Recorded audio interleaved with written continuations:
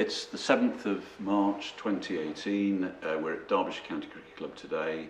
My name's David Jenkins, and today I'm talking to Tom Poynton. Thanks very much indeed for coming along today, Pleasure. Tom. I really wanted to start off by exploring your cricket career, and particularly how you came to be at Derbyshire. So how did all this start for you? I've got an older brother, and I sort of followed in his footsteps, I think, as you do when you're a youngster. He played football, and I sort of followed him into the local cricket club, which was Lullington Park Cricket Club in the southern tip of Derbyshire, and it started from there. So I think I was about 8 years old at the time when I first went into the under-10s or under-11s, and then sort of got recognised from my performances with Lullington and got selected for the first age group.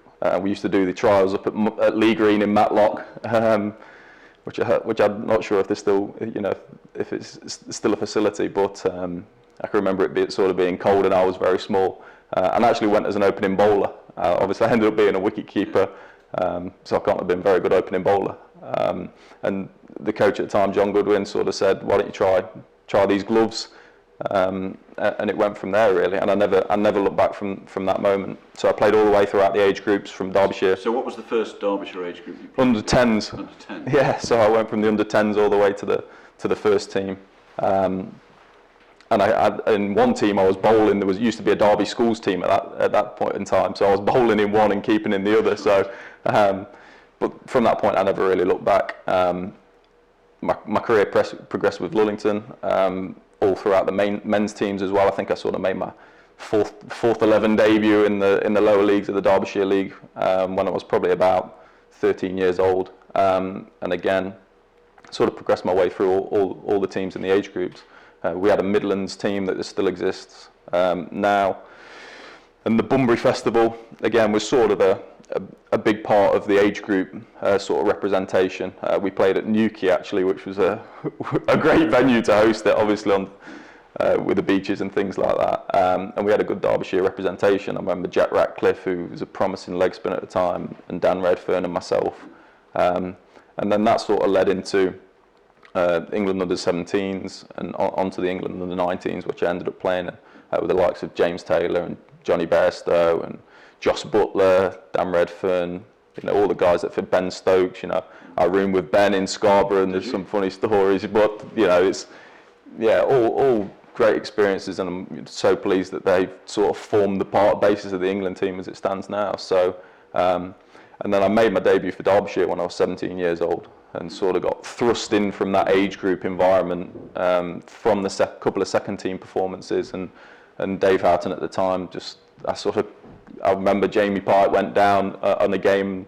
We were raising funds for the academy in the stands, taking buckets around, and I can remember Jamie going down. I think it was against Leicestershire, and I just looked over towards Dave, and he sort of gave me the come here, in a sort of surreal moment from being in the crowd to actually being in the change room, and I didn't go out on that game, but I went out on the subsequent T20 game against Yorkshire, and that was sort of my first experience of the senior side of the game from all that age group experience and the whole sort of pathway through.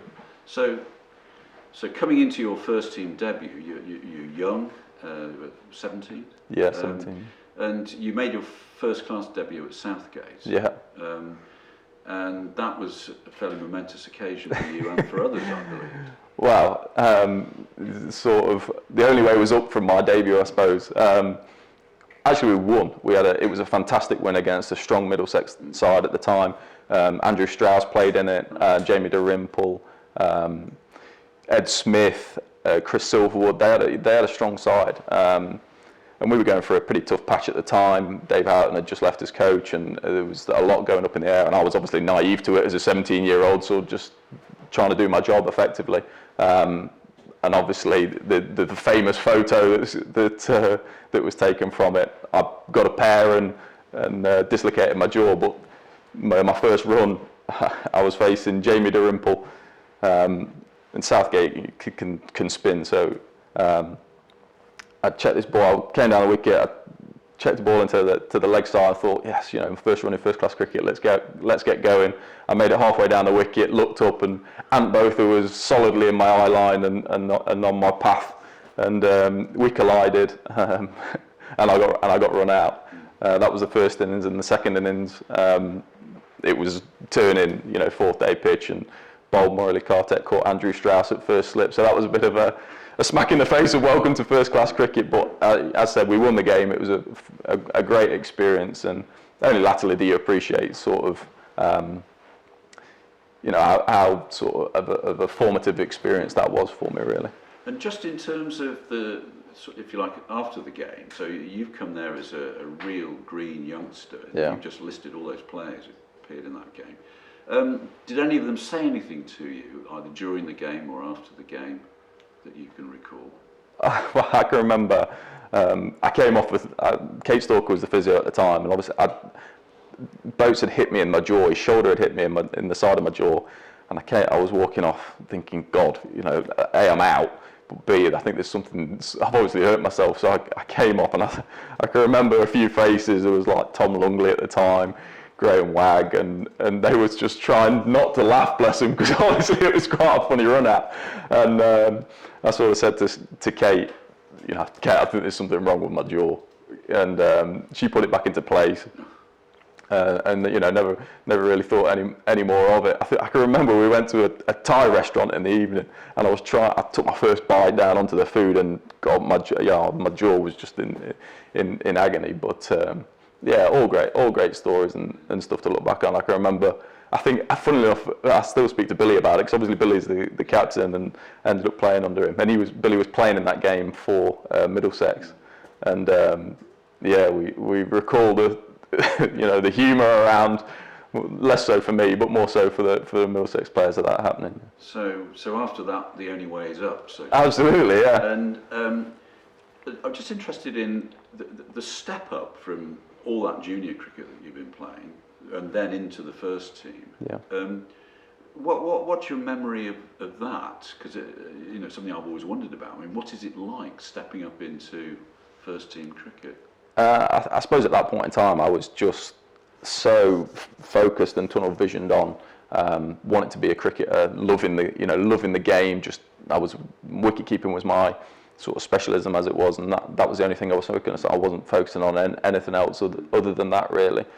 But when I look back, I mean, before I made my first class debut, it was the T20s. There was a couple of T20s, and we travelled to Old Trafford. It got rained off. But I can remember looking at the team sheet at the time, and the team was Sanaf Jayasuriya, Andrew Flintoff, James Anderson, you know, all these massive names. We were going to play on a glass lightning wicket at Old Trafford on a Friday night, and you know, unfortunately, or fortunately for Derbyshire, this stream of rain kept coming. And then the week after, we played at Yorkshire on a Friday night in front of a packed house. And that was my first team game, was that experience. And all I can remember was thinking there was probably 12,000 people in Headingley, and the noise. I can just remember not really experienced the noise and of just hearing it. Me still behind the wicket, and just sort of feeling like the ground was moving almost. We were close to the Western Terrace on a Friday night, which is quite an interesting experience as it was. But yeah, I mean, I can remember going back to school. I played that summer, and I was sort of in between my school year, and I had to miss some school and came in late. And yeah, when you look back, I mean, you probably wonder how I did it, but you think nothing else at the time. I had the dream of being a professional cricketer, and I was trying to do everything and anything that I could in terms of securing that and trying to improve and develop. And then as you move on, as start to establish yourself in the side, what are the key moments that you remember in terms of achievements as you went along? Well, we had John Morris, during his tenure, he sort of backed me in the one-day competition. I think it was a 40-over competition at the time, Yorkshire Bank, and sort of gave me a run. And we did okay. I featured in a win at Whitgift, where we chased a big total down. Myself and John Sadler were batting at the end. Which was sort of something that I'd performed on the stage and helped sort of only in a very small way.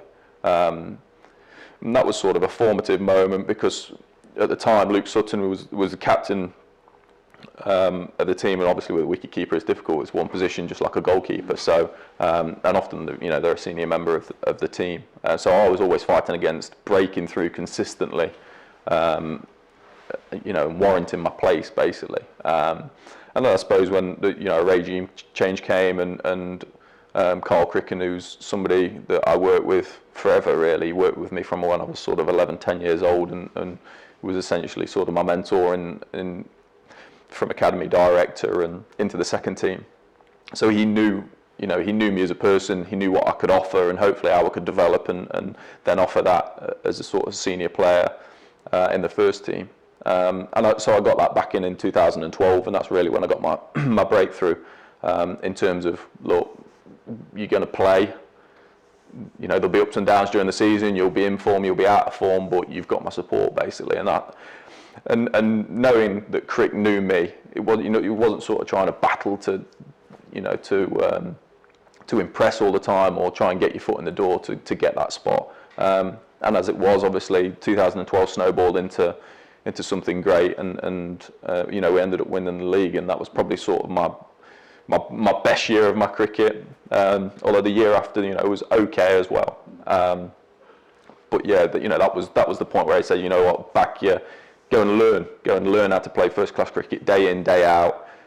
You got back as a wicket keeper, your hands are knackered, for the second half of the season, or you've got injuries and ailments, and that's the reality of performing on those days when you're not feeling 100% really. And that's the only way that you can learn that is actually by experiencing it and doing it day in, day out. And let's talk in 2012 about the game at Northamptonshire, where you not only scored a century but figured in a huge partnership. Yeah. Well, it's obviously again one of the highlights of my career probably. Myself and Wayne, we put on 261. Got close to the world record. I can remember coming off. Obviously, I was delighted that I'd scored 100. I was always sort of pigeonholed as a Bob Taylor style. Keeping was my specialty, and batting was, come second fiddle. And that's obviously what sort of I fought against all my career, and I obviously wanted to score more runs, and that's what I was endeavouring to secure, that sort of 35 average for a wicket keeper. As it changed really from the early parts of my career when it was the likes of Adam Gilchrist were coming through and keepers was still the specialty.